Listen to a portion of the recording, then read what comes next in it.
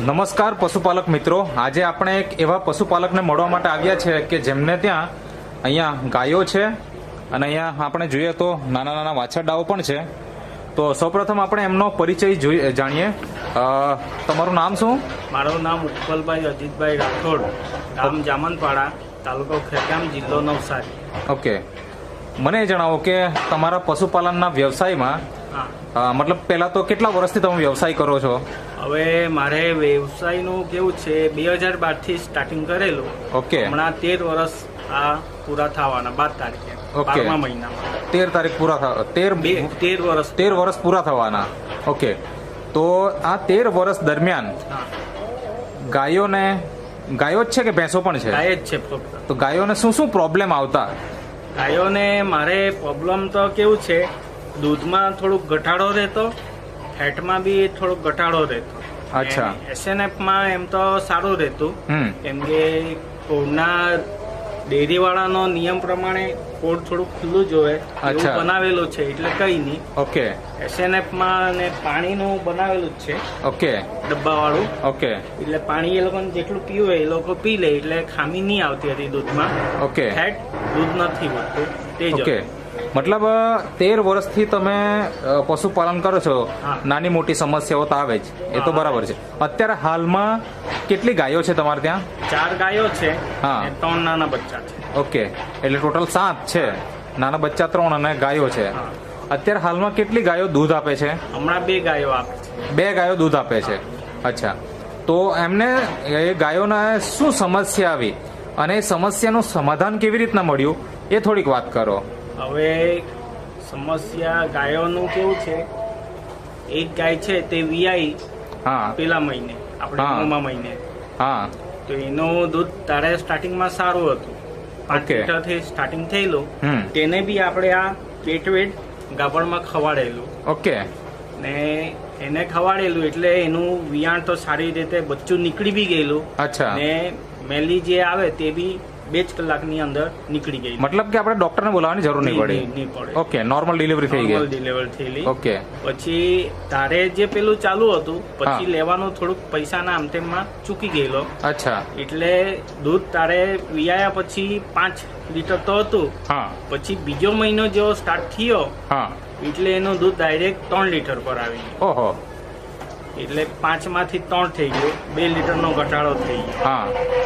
એટલે પછી પાછું પેટવેટ આપણે પેટવેટ પાછું ચાલુ કર્યું. બતાવજો ને. આ પેટવેટ જે છે નેટસફ કંપનીની પ્રોડક્ટ છે અને પશુપાલન માટે ખાસ આશીર્વાદ રૂપ છે. બધા પશુપાલક મિત્રો ઓલરેડી ઘણા બધા વાપરી રહ્યા છે, એમ તમે પણ આ શરૂઆત કરી દીધી.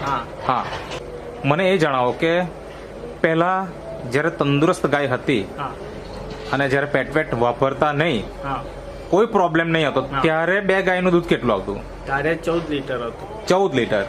એટલે એક ટાઈમ કે 2 ટાઈમ? 2 ટાઈમ મળીને. 2 ટાઈમ મળીને.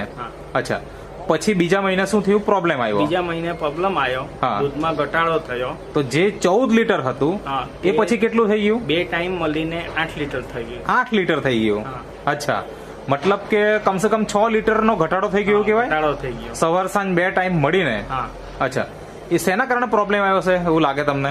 એ થોડુંક ચારના કારણે લીલું ને સૂકું મિક્સ થયું. પેલા લીલું જ ખાતા. ઓકે, એટલે ચારમાં થોડુંક ઘટાડો થયો. ઓકે, એટલે એની અસર થઈ. હા, એની અસર થઈ. ઓકે, પછી હવે અત્યારે ચારો એનો એ જ ચાલુ છે? હમણાં લીલું ને સૂકું મિક્સ. જે મતલબ ઘટાડો જયારે થયો ત્યારે જે ચાલતું હતું એ જ ચારો અત્યારે પણ ચાલે છે, પણ એની અંદર તમે આ પેટવેટ એડ કર્યું, બરાબર ને? તો આ પેટવેટ ખવડાવવાના કેટલા દિવસ પછી તમને શું પરિણામ મળ્યું એ થોડી વાત કરો. હવે આ પેટવેટ આપણે 1 તારીખથી સ્ટાર્ટ કરેલું, આજે આપણે 12મો દિવસ છે. ઓકે, તો આજે 12મા દિવસે એમ તો કાલથી જ વધારો થયેલો. કાલે સાંજે 6 લીટર થયું. ઓકે, ને હમણાં સવારે 7 લીટર થયું. એટલે ટોટલ સવાર સાંજ થઈને 13 લીટર થયું. 13 લીટર થયું. અચ્છા, મતલબ 14 લીટર હતું ત્યાંથી 8 લીટર થયું. હવે આ પેટવેટ ખવડાવવાથી પાછું 13 લીટર સુધી પહોંચી ગયું છે. 5 લીટરનો વધારો થયો. હા, અને કેટલા દિવસ થયા ખવડાવવાનું ચાલુ કર્યું ને? ખવડાવવાનું ચાલુ કર્યા 12મો દિવસ. 12મો દિવસ છે. તો આ રેગ્યુલર આપણું 1 મહિનો જો રહેશે હા. તો શું ઉમ્મીદ છે? હજુ કેટલું વધશે એવું લાગે? હજુ જે રેગ્યુલર છે તેના કરતા વધારે બી થઈ શકે, એટલું બી રહે તો બી વાંધો નથી. બરાબર. જે 14 લીટર હતું હા. એટલે સુધી તો પહોંચશે જ, એટલા થોડું આજે ઘણું તો વધારે વધી પણ શકે એમ. હા, આજે 13 લીટર થયું છે તો હજુ 1 મહિનો મેં ખવાડીશ તો મિનિમમ 16-17 ની આજુબાજુ મતલબ જશે. આપણે એ વસ્તુ જાણી શકીએ કે અત્યારે ચોમાસાનો ઋતુ જસ્ટ પૂરી થઈ ગવાય, હા.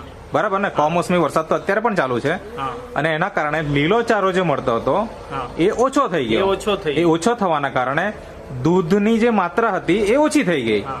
નોર્મલ પ્રોબ્લેમ કહેવાય આમ, હા. કારણ કે સૂકો ચારો અહીંયા મિક્સ થવા લાગ્યો, હા. એટલે એના કારણે દૂધની માત્રા ઓછી થઈ ગઈ. હા. અને એવામાં તમે આ પેટવેટની શરૂઆત કરી, હા. અને એના કારણે આજે જે લેવલ પર દૂધ હતું ત્યાં ઓલમોસ્ટ પહોંચી ગયું હા, કહેવાય, હવે પહોંચી ગયું. બરાબર ને? હા. જે 14 લીટર આવતું ત્યાં આગળ 13 લીટર સુધી પહોંચી ગયું છે, અને આપણને 10 થી 12 દિવસમાં જ રિઝલ્ટ મળ્યું છે. હા.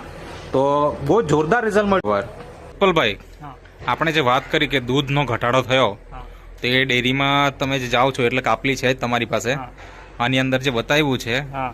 કે દૂધમાં ઘટાડો થયો હતો, તો આ તારીખ 4 છે, 4/11/2025 સવારના, હા. જેમાં આપણે દૂધ જોઈએ તો 4.58, બરાબર ને? હા. એટલે 4.5 લીટર જેટલું દૂધ હતું. હા.